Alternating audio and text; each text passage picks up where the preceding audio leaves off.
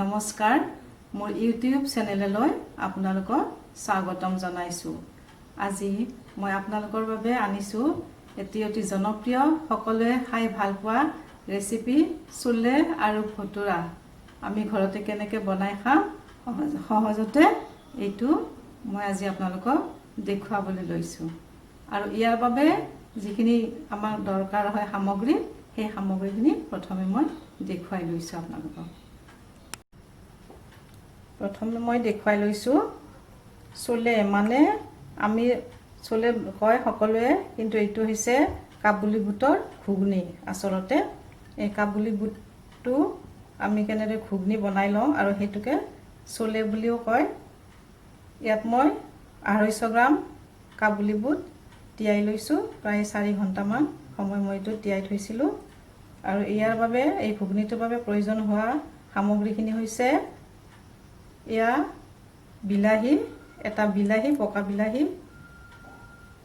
মই পেষ্ট কৰি লৈছো, হালধি গুড়ি, নিমখ, দুটা পিঁয়াজ কাটি লৈছো, 4টা কেঁচা জলকীয়া কাটি লৈছো মিহিকৈ, আদা আৰু নহৰু পেষ্ট বনাই লৈছো।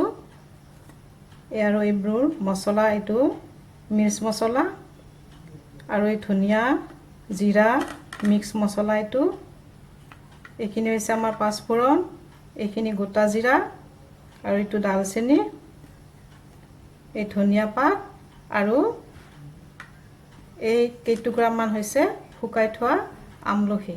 আমলখিটো এইটো অপচনেল হয়, যদি ঘৰত থাকে আমলখিটো ইয়াত দিব পাৰে, আৰু নাথাকিলে তেনেকেই চলি যাব। এতিয়া মই আপোনালোকক দেখুৱাম এইটো কেনেকৈ বনায়।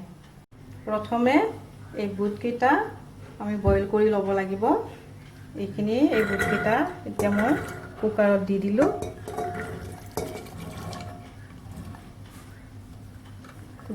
দিলোঁ।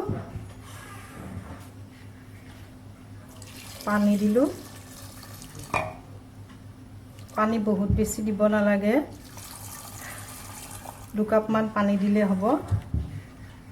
তাৰপিছত এই শুকাই থোৱা আমলখি কেইটুকুৰা ইয়াত দি দিলোঁ আৰু নিমখ দিলোঁ। নিমখটো জোখমতে দিব লাগিব। এতিয়া এইখিনি মই বইল হ'বলৈ দিম।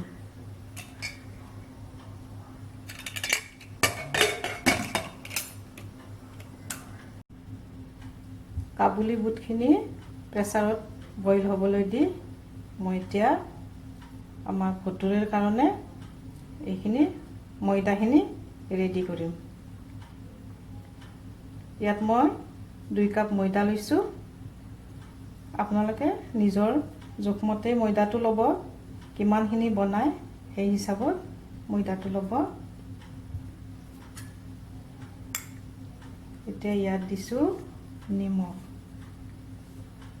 নিমখ মিক্স কৰি দিলোঁ।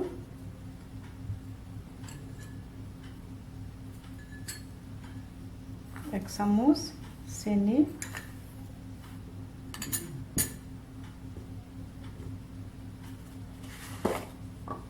বেকিং পাউডাৰ,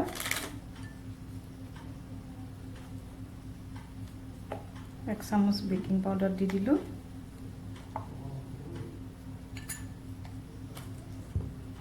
এইখিনি ভালদৰে মিহলাই দিলোঁ। তাৰপিছত ইয়াত মই এড কৰিম দৈ। ডাঙৰ চামুচেৰে 2 চামুচ দৈ মই ইয়াত মিহলাই দিলোঁ।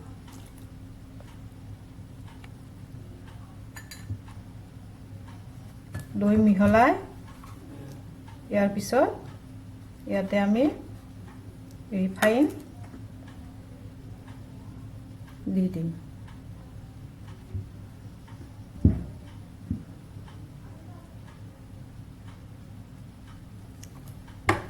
প্ৰথমে পানী নিদিয়াকৈ মই এই মিশ্ৰণটো অলপ মঠি লৈছোঁ হাতেৰে।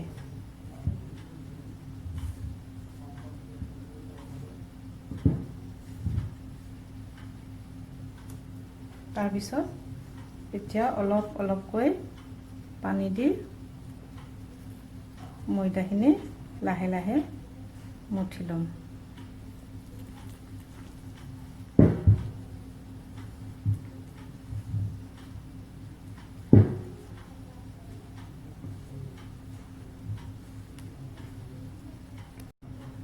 ময়দাখিনি মই ভালদৰে মঠি ল'লোঁ। এতিয়া এই ময়দাখিনি কিছু সময়ৰ বাবে প্লেট এখনেৰে ঢাকি থৈ দিম। ইয়াতে এনেদৰে ঢাকি থ'লে ই কোমল হৈ যাব ময়দাখিনি। আমাৰ তেতিয়া ভটুৰে বেছি কোমল হ'ব। আৰু এইখিনি সময় ঢাকি থৈ মই চলে ৰেডি কৰিম। চাওঁ, মই ইয়াত 6টা চিটি মাৰিছিলোঁ। 6টা চিটি মাৰাৰ পাছত বুটখিনি ধুনীয়াকৈ সিজি গৈছে। মই গেছ অন কৰি ইয়াত কেৰাহীটো বহাই দিলোঁ আৰু কেৰাহীত তেল দি দিলোঁ। এতিয়া এই তেলখিনিত প্ৰথমে জিৰা, পাঁচফোৰণ দি দিলোঁ।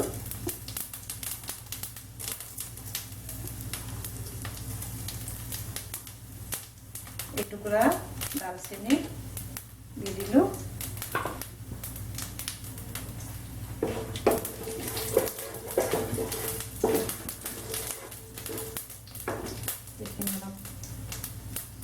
তাৰপিছত পিঁয়াজ, কাটি লোৱা পিঁয়াজ কেৰাহীত দি দিলোঁ আৰু জলকীয়াখিনি দি এতিয়া পিঁয়াজখিনি ব্ৰাউন হোৱাকৈ ভাজি ল'ম।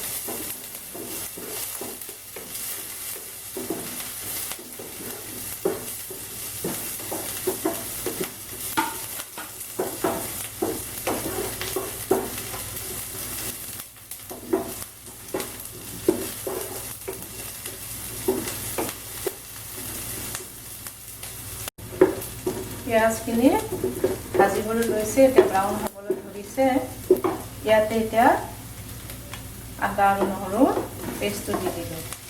আদা আৰু নহৰু চেনটো নোহোৱালৈকে এইখিনি ভাজি থাকিব লাগিব। নহৰু চেনটো যাতে নোহোৱা হয়।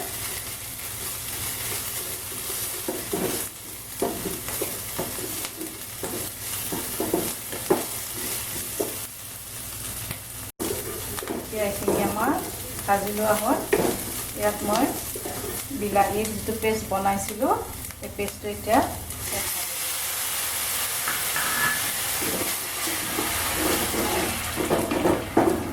কিছু সময় এনেদৰে লৰাই থাকি এতিয়া ইয়াত অকণমান পানী দিব লাগিব।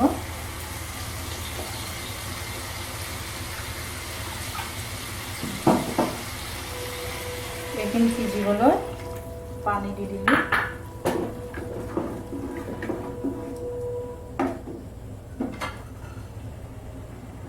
এতিয়া ইয়াত হালধি,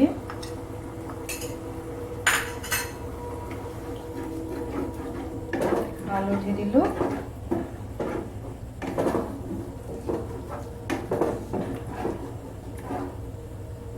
হালধি দিয়াৰ লগে লগে ইয়াৰ ৰংটো ধুনীয়া হৈছে।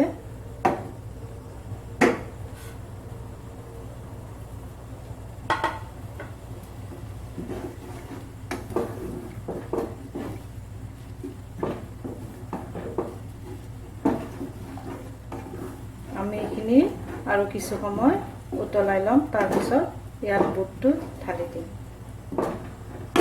এই মছলাখিনি এতিয়া আমাৰ ধুনীয়াকৈ ভাজি লোৱা হ'ল। এতিয়া ইয়াত বুটখিনি দিম আৰু বুটখিনি সিজিবলৈ দিওঁতে যি পানী আছিল, সেই পানীখিনিৰে সৈতে মই ইয়াত কেৰাহীত ঢালি দিম।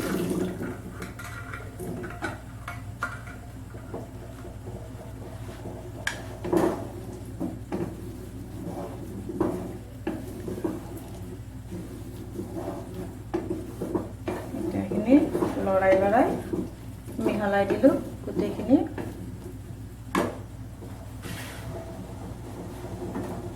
ইয়াৰ পিছত আমি এইবোৰ পাউডাৰ মছলা যিবোৰ আছে সেইবোৰ ইয়াতে ঢালি দিম।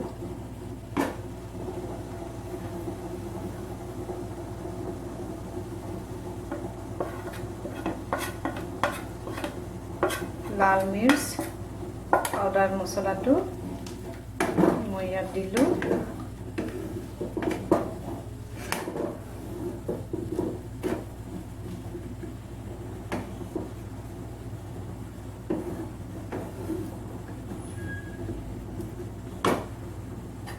তাৰপিছত এয়া জিৰা জালুক ধনিয়া এই গোটেইবোৰ মিক্স কৰি যিবোৰ গুড়ি কৰিছিলোঁ সেই গুড়ি মছলা ইয়াতে দি দিম।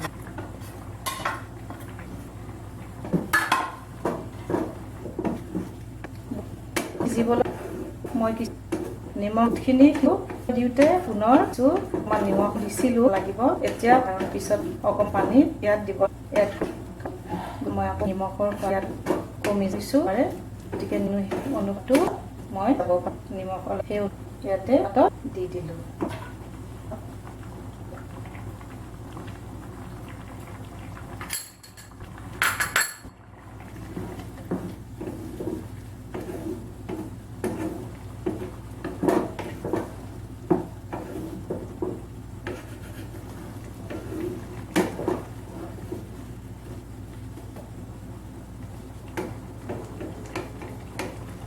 ৰেষ্টুৰেণ্ট বা ধাবাত যিদৰে চোলে বনায় সেই ষ্টাইলতে আমি চোলে ইয়াত বনাইছোঁ। আপোনালোকেও ঘৰতে এনেদৰে বনাই খাবচোন।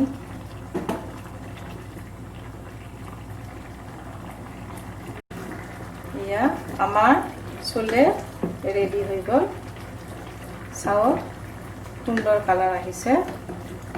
হোটেল ৰেষ্টুৰেণ্টৰ দৰে দেখিবলৈ ধুনীয়া হৈছে, টেষ্টি হৈছে। এতিয়া ময়দা মই যে ইয়াত মঠি থৈছিলোঁ ময়দাখিনি কোমল হৈ আছে। এতিয়া আমি ফটোৰে তৈয়াৰ কৰিম ইয়াৰ পৰা।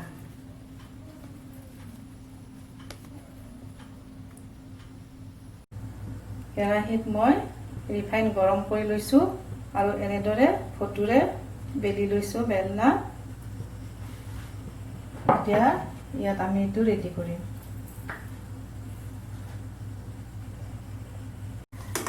এয়া ফটোৰে মই ভাজিবলৈ লৈছোঁ। মই বহুত বেছি ডাঙৰ কৰা নাই, আচলতে ডাঙৰ কৰিব লাগে যদিও মই বেছি ডাঙৰ কৰা নাই। আপোনালোকে ইয়াতকৈ ডাঙৰ কৰি ল'ব পাৰে, এইটো কথা নাই। এইটো নিজৰ পচন্দ মতে ডাঙৰ সৰুটো কৰিব পাৰে। ধুনীয়াকৈ ফটোৰে ফুলি উঠিছে, এতিয়া মচমচীয়া হৈছে। এয়া আমাৰ ঘৰুৱাভাৱে অতি সহজ পদ্ধতিৰে চলে ভটুৰা ৰেচিপি তৈয়াৰ হৈ গ'ল। মই আপোনালোকক কৰি দেখুৱালোঁ এইটো। মোৰ ৰেচিপিটো কেনে পালে আপোনালোকে কমেণ্ট যোগে নিশ্চয় জনাব। ভিডিঅ'টো লাইক কৰিব, শ্বেয়াৰ কৰিব আৰু মোৰ চেনেলটো ছাবস্ক্ৰাইব কৰিবলৈ নাপাহৰিব। ধন্যবাদ। মই পুনৰ নতুন ৰেচিপি লৈ আকৌ আপোনালোকৰ মাজলৈ আহিম।